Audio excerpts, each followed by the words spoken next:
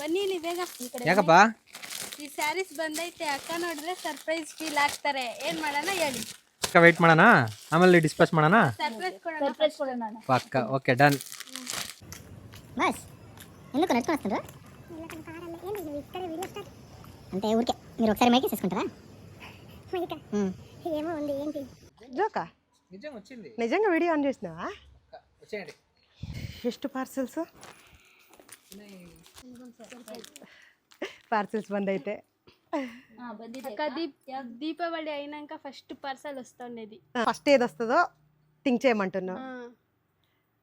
as you super dispatches ఇది okay ఈ surprise okay dispatches ಬಗ್ಗೆ 1 సెకండ్